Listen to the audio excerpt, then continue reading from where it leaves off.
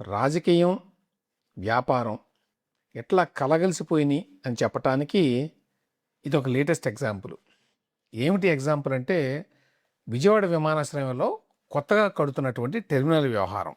దీని మీద గన్నవరం ఎమ్మెల్యే యార్లగడ్డ వెంకటరావు గారు ఒక స్టేట్మెంట్ ఇచ్చారు నిన్న.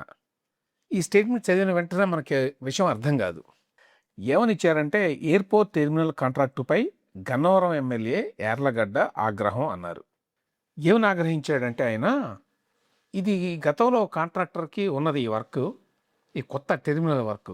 అయితే గన్నవరం ఎయిర్పోర్ట్లో ఈ కొత్త టెర్మినల్ని కట్టడంలో చాలా ఆలస్యం జరుగుతోందని చెప్పి చాలా కాలంగా కంప్లైంట్స్ వింటున్నాం మనం. ఆ నేపథ్యంలో ఆ పాత కాంట్రాక్టర్ని తీసేసి కొత్త కాంట్రాక్టర్కి పనులు ఇచ్చారు.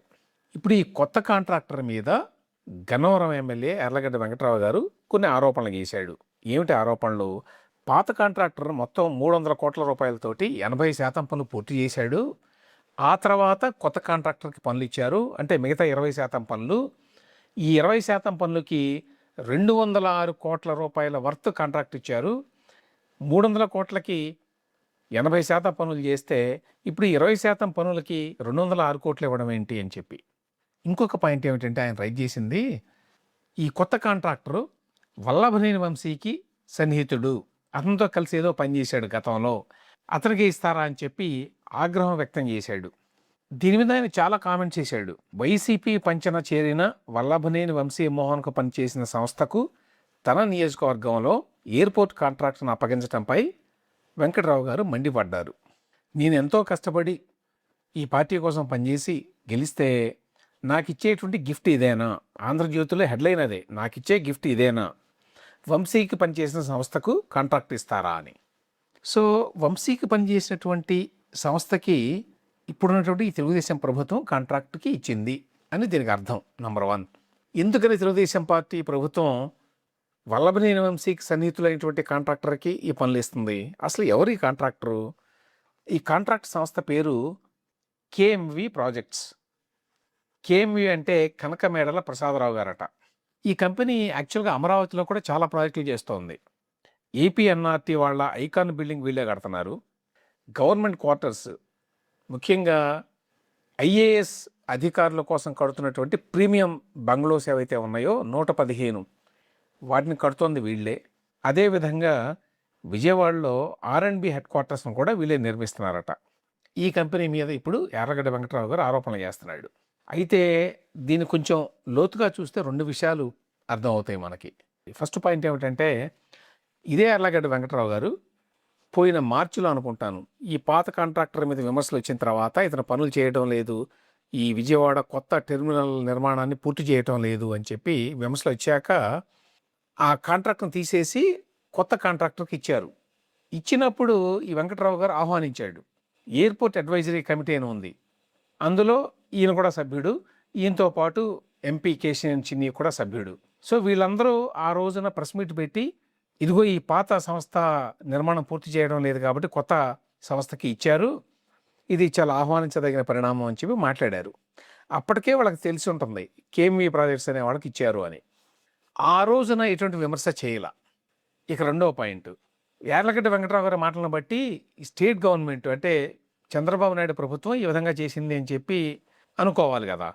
కానీ యాక్చువల్గా ఈ టెర్మినల్ నిర్మాణం వ్యవహారాన్ని చూసేది కేంద్ర ప్రభుత్వం. కేంద్ర ప్రభుత్వంలోని ఎయిర్పోర్ట్స్ అథారిటీ ఆఫ్ ఇండియా. అప్పుడు వచ్చిన వార్తలు ఏంటి?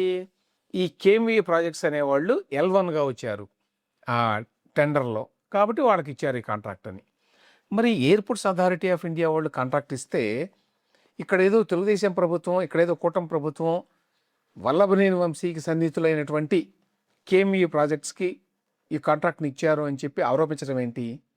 అదే కూటమిలో ఎమ్మెల్యే అయినటువంటి యార్లగడ్డ వెంకటరావు గారు అంటే ఎయిర్పోర్ట్స్ అథారిటీ ఆఫ్ ఇండియాని ఇన్ఫ్లుయెన్స్ చేయించి ఈ తెలుగుదేశం ప్రభుత్వంలో ఉన్నటువంటి పెద్దలు ఈ కేఎంవి ప్రాజెక్ట్స్కి ఇప్పించారా? ఒకవేళ ఈ కేఎంవి ప్రాజెక్ట్స్ అనేవాళ్ళు వల్లభనేని వంశీకి దగ్గర వాళ్ళు అయితే కూటమి ప్రభుత్వంలో పెద్దలు, మరీ ముఖ్యంగా తెలుగుదేశం పార్టీలోని పెద్దలు ఎందుకు ఇప్పిస్తారు? దీని వెనక మొదలబేంటి? అలా కాకుండా ఈ కేఎంవి ప్రాజెక్ట్స్ అనేవాళ్ళు మరి కడుతున్నది యార్లగడ్డ వెంకటరావు గారి నియోజకవర్గంలో కాబట్టి ఈ ఎయిర్పోర్టు యార్లగడ్డ వెంకట్రావు గారి నియోజకవర్గం గన్నవరంలో ఉంది కదా, గన్నవరం ఎయిర్పోర్టు. కాబట్టి వాళ్ళేదో ఈయన్ని సంతోష పెట్టలేదా, ఈయనకి రావాల్సింది ఏదో రాలేదా, ఆ అసంతృప్తితో మాట్లాడుతున్నాడా, ఇటువంటి ప్రశ్నలన్నీ ఉత్పన్నం అవుతాయి. ఎందుకంటే ఏ విధంగా చూసినా కూడా ఈ రకమైన విమర్శలకి కారణం కనిపించట్లా. ఇప్పుడు ఎయిర్పోర్ట్స్ అథారిటీ ఆఫ్ ఇండియా వాళ్ళు 200 కోట్లకి ఇస్తారో 500 కోట్లకి ఇస్తారో అది కేంద్ర ప్రభుత్వం వ్యవహారం. ఆ తర్వాత ఎయిర్పోర్ట్స్ అథారిటీ ఆఫ్ ఇండియా వాళ్ళు వల్లభనేని వంశీకి సన్నిహితుడా లేకపోతే యార్లగడ్డ వెంకట్రావుకి సన్నిహితుడా అని చూడరు కదా, వాళ్ళకి తెలియదు కదా ఎవరికెవరు సన్నిహితులు అనేది. వాళ్ళు చూసేది L1గా ఎవరు వచ్చారు అని. కాంట్రాక్ట్ మొత్తాన్ని ఎక్కువ చేసి ఈ కేఎంవి ప్రాజెక్ట్స్ అనే వాళ్ళకి ఇవ్వాల్సిన అవసరం ఎయిర్పోర్ట్స్ అథారిటీ ఆఫ్ ఇండియా వాళ్ళకి ఎందుకు ఉంటుంది అంటే దీని వెనక ఏదో చాలా వ్యవహారం నడుస్తోంది అనే విషయం అర్థమవుతుంది. దాంతోపాటు ఇన్నాళ్ల తర్వాత వెంకట్రావు గారికి ఎందుకు వచ్చింది కోపం ఈ విషయంలో, ఎందుకు కొత్తగా ఆరోపణలు చేస్తున్నాడు ఆయన. గన్నవరం ఎయిర్పోర్ట్లో కొత్త టెర్మినల్ కట్టినా కూడా స్థానికంగా అక్కడ ఎమ్మెల్యేకో ఎంపీకో ఇతరులకో ఎంతో కొంత ముట్ట చెప్పాలా, ముట్ట చెప్పకపోవడం వల్ల ఈ రకమైన విమర్శలు చేస్తున్నారా, సామాన్యులకు ఎవరికైనా వచ్చేటువంటి అనుమానాలు ప్రశ్నలు ఇవి.